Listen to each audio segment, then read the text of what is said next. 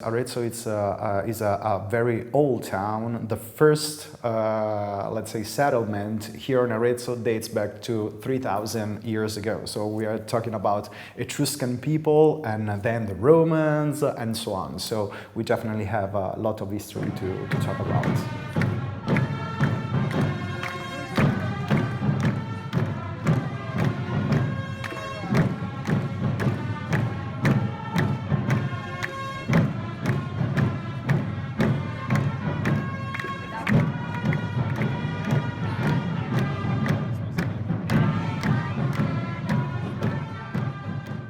My name is Lucio Bianchi. I'm the Student Services Coordinator here at OU in Arezzo, and so what I do is actually the cultural mediator. Being part of this town means being a citizen first, so also a sort of ambassador, especially for foreign cultures, since my path, again, it's cultural mediation and foreign languages. What I want to try is trying to inform the world about what is Arezzo, what we can share with the rest of the world. I kind of know a little bit the history of specifically one neighborhood, which is the oldest one. It's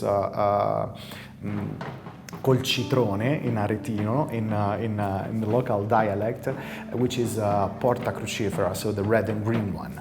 And this is the oldest neighborhood because it was the very first core of Arezzo from which then the city expanded. By that time, it didn't even have the name of Porta Crucifera. It acquired this name when the city started to grow, and in this way they started also to differentiate the neighborhoods, the city in two different neighborhoods, which were five in the beginning, and then now we have just four of them. They are sort of presides for social activities, such as what happens with the Palio in Siena, for example.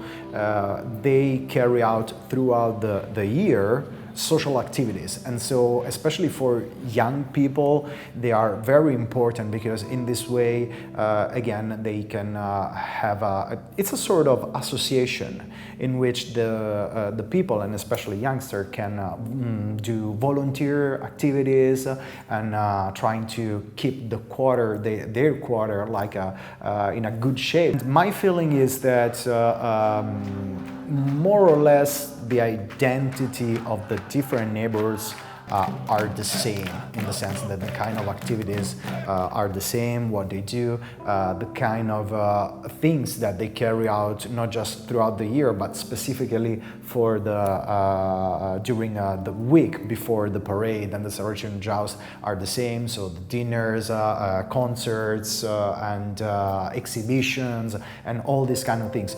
Really, they fight against each other because it's part of the reenactment.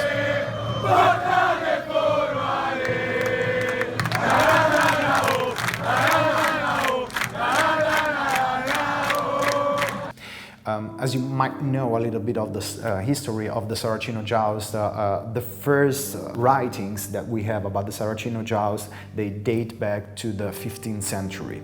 And then what happened is that throughout the time it was just a reenactment that in Arezzo was carried out whenever important figures were coming to Arezzo, such as like kings, dukes, and so on. And then throughout the time it was it had become something less and less important until it disappeared completely on the 17th century, more or less. Then what happened is that with fascism and Mussolini, 1931, if I'm not getting wrong, since Mussolini was trying again to recreate an Italian identity and giving to each town a proper identity, such as Arezzo has a medieval identity, let's say, he tried to put an effort and revitalize, have the joust come alive again. I feel that in general Italians, and so including local people from Arezzo, we are so accustomed to have history all around us that most of the times, too often, I would say, we just don't care too much about what we have.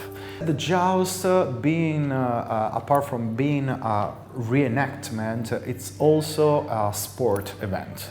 That's why people are really into it, and they are really a profound passion for it.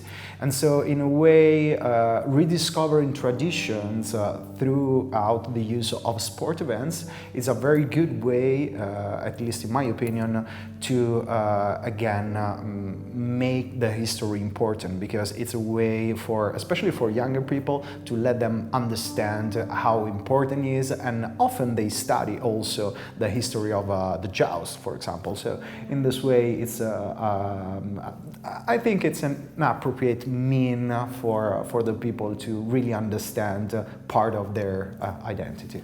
The Saraceno Joust is held in Arezzo twice a year, one in June and one in September. It is a big week, especially for the quartieristi, so of those people belonging to a certain neighborhoods, the supporters, let's say, because they have every single day rehearsals for the parade, for the music, and for the event itself before the Joust.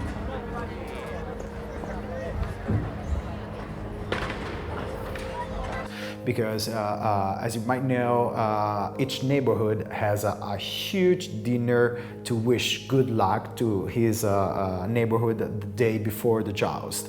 And throughout the times, these dinners have become really huge. They started with few people, and nowadays they really close the streets, and they make them pedestrian because they have to set tables. Last time in Santo Spirito they had more than 1,000 people for dinner in just one neighborhood. So, and plus the concert and all these kind of things. So they have to set up with all volunteer actions. That's why the volunteers and the supporters for their neighborhood are very important. It's very difficult to say which is the most important role, because it's really a community event. And so without having so many people working behind the scenes, the Saraceno Joust just won't happen.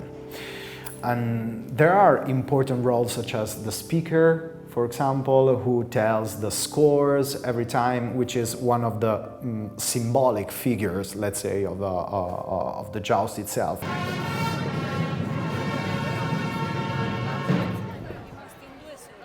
Città di Arezzo, bando, gli onorevoli messeri, reggitori della nobilissima città di Arezzo, invitano tutti della città e del felicissimo contado. But also the judges are very important.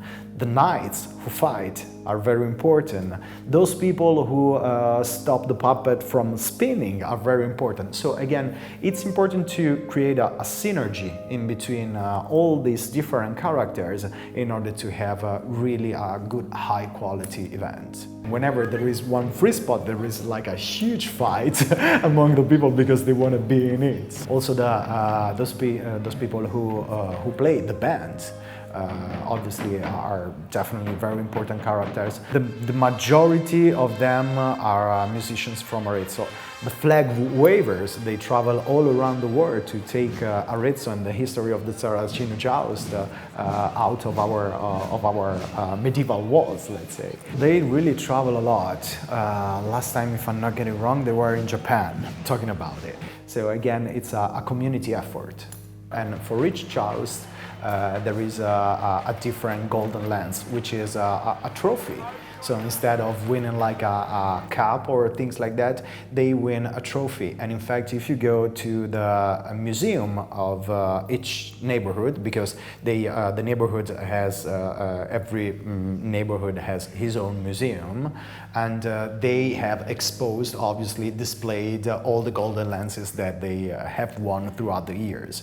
And those golden lances are handmade by an artisan from Arezzo, who is the specialist of the golden lance. He's a woodcrafter, and so he actually shapes the golden lance according to the president of the Saracino Joust, who is also the person that represents the whole all the neighborhoods, not just one. And so, according to the president of the Joust, they realize a different lands every time, and they dedicate the lands to somebody. So it could be like a musician in past times, such as Giuseppe Verdi. It could be the Madonna del Conforto, who is one of the most important symbol of Arezzo. So depending on what they wanna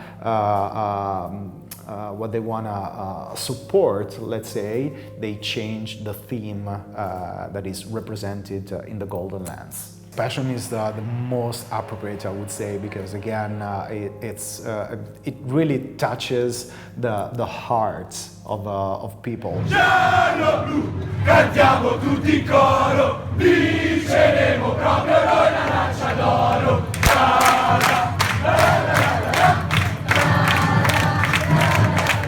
And so, as every other sport event, the Joust is something that allows people to gather around a certain subject, and so again creating a strong identity, especially for the different neighborhoods.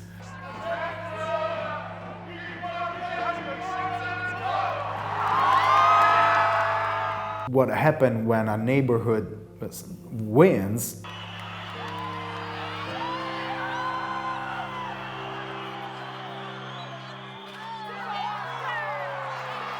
is that a flood of people start to come down from the bleachers and invade the square and the track where the horses are running and things like that. And then everybody like shouting and crying and showing the Golden Lands.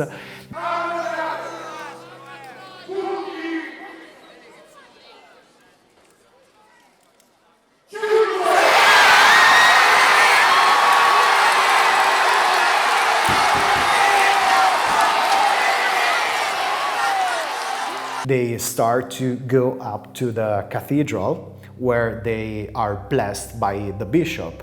And that's the only time in which Arezzo sees horses inside the cathedral, because the horses go into the cathedral as well to be blessed.